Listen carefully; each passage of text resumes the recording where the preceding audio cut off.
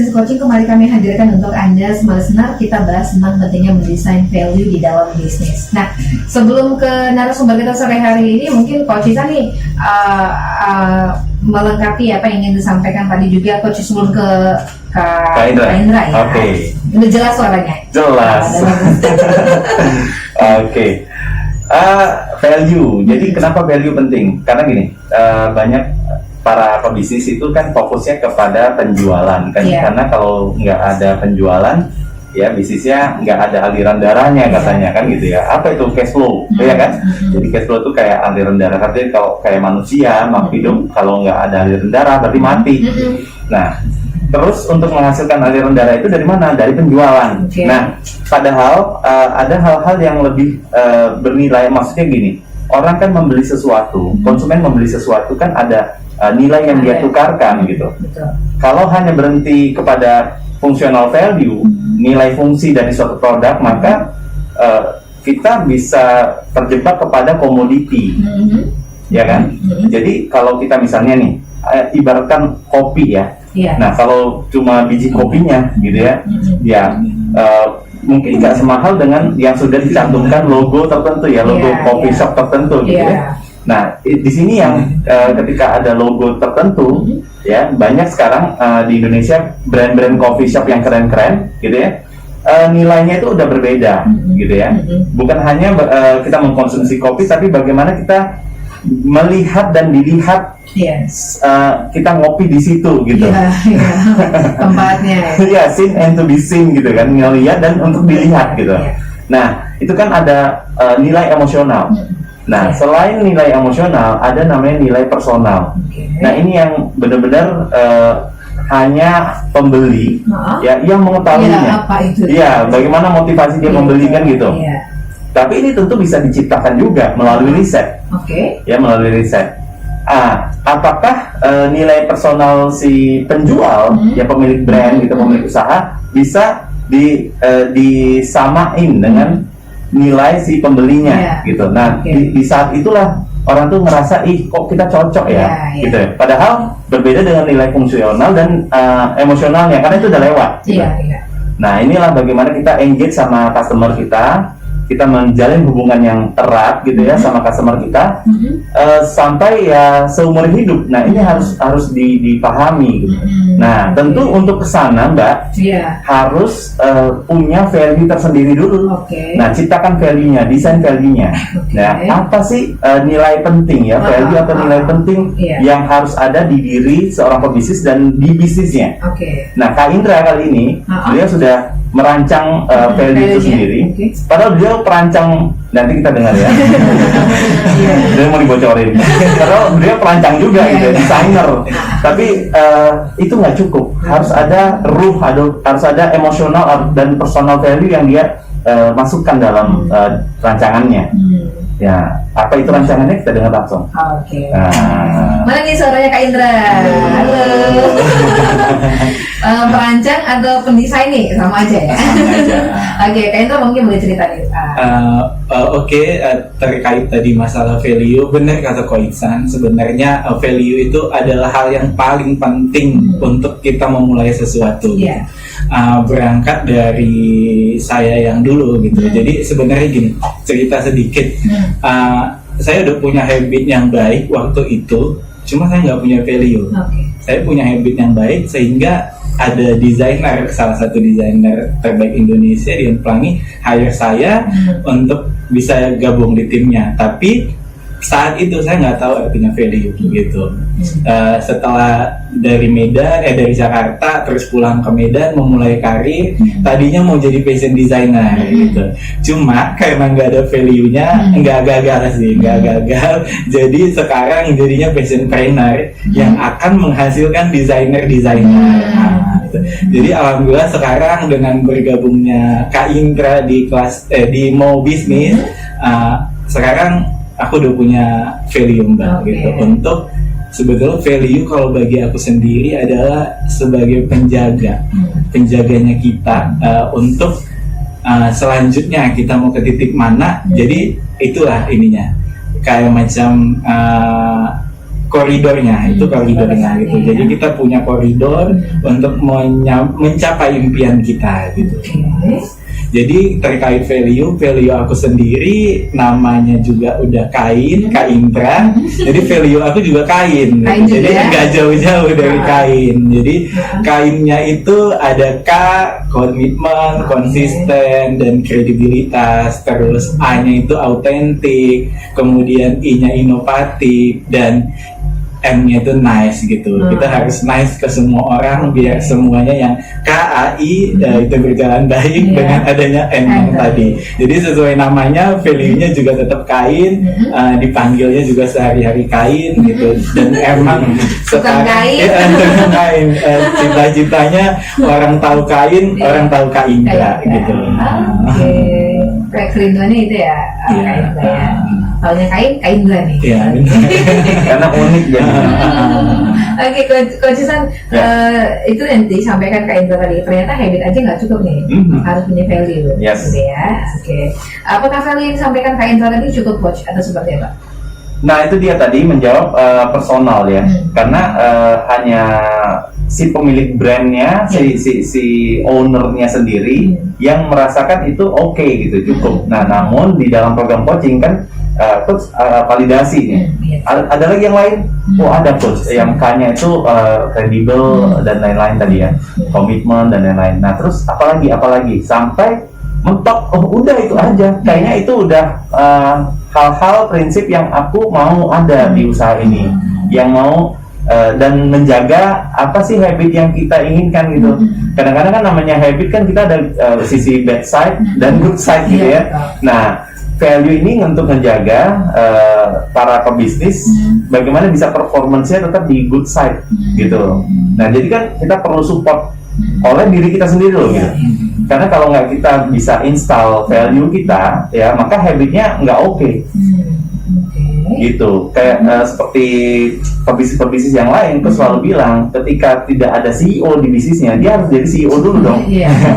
Ya kan? Nah terus kapan jadi owner? Ntar waktu mau tidur baru ketemu owner. CEO ngomong ke owner cerita Hasil laporannya. lapor gitu kan sebelum istirahat, sebelum tidur itu harus lapor apa sih keberhasilan yang dicapai hari ini sebagai CEO, apa sih harapan yang akan dilakukan besok gitu ya. Jadi ini memang luar biasa ketika CEO punya value, jadi punya aturan main gitu. Nanti kalau sudah bisa ngerekrut CEO yang lain di kader gitu dari timnya itu udah oke gitu. Nah bagaimana tinggal duplikasi kan gitu. Betul. Karena yang memiliki value tadi bukan hanya cuma si owner, Coach ya. Yes. Bagaimana itu bisa ditularkan, diselaraskan sama tim, bukan hanya sama tim, tapi juga kepada pelanggan, bukan hanya pelanggan, tapi juga jadi partner, bukan hanya partner, jadi investor juga harus merasakan. Kerja kerasnya di sini kita ngomongnya enak banget gitu ya. Mulai dari diri. Untuk menselaraskannya itu yang butuh perjuangan gitu. Kayaknya gimana nih pengalaman yang memang sebenarnya betul yang dibilang sama Pak Lisan gitu. Semuanya itu emang harus siap gini, punya value itu juga nggak cuma nama kayak aku tadi Kain gitu ya kan. Aku harus konsisten, harus komitmen, harus kredibilitas, aku harus autentik, aku harus inovatif, aku harus nice gitu. Tapi itu emang harus dibawa kemanapun kita pergi gitu, kemanapun kita dan dimanapun kita gitu, dimanapun kita berada gitu. Jadi untuk memenuhi value Kain yang aku punya gitu. Jadi dari aku sendiri aku sudah menanamkan di dalam hati gitu kan. Tapi orang kan nggak bisa lihat gitu. Salah satunya cara aku menanamkan value itu dengan penampilan aku seperti ini gitu. Jadi dari K komitmen, aku harus komitmen gimana nih supaya orang bisa lihat value aku siapa gitu. Dan kalaupun orang udah tahu aku fashion designer atau fashion trainer seperti apa sih gitu. Nah jadi komitmen aku di sini, aku setiap kemanapun aku pergi pakai baju jahit sendiri, pakai baju jahit sendiri gitu. Jadi sampai tertarik sama brand luar manapun, udah nggak tertarik lagi nih Mbak Ica. Jadi udah tetap ke value yang awal tadi, enggak baju brand yang oke itu memang oke gitu ya. Tapi aku juga harus bisa lebih oke, lebih bernilai gitu. Jadi kemanapun pergi tetap menanamkan itu dan emang harus kooperatif untuk semua semua bidang lah, semua bidang, karena emang itu sih ininya tantangannya gitu untuk menyampaikan value itu ke semua orang gitu. Emang kalau dibilang susah nggak boleh bilang susah ya, gampang-gampang susah gitu. Supaya optimis ya. Iya, supaya optimis. Tapi boleh di-share hasil dari komitmen itu apa sih yang dirasakan orang lain?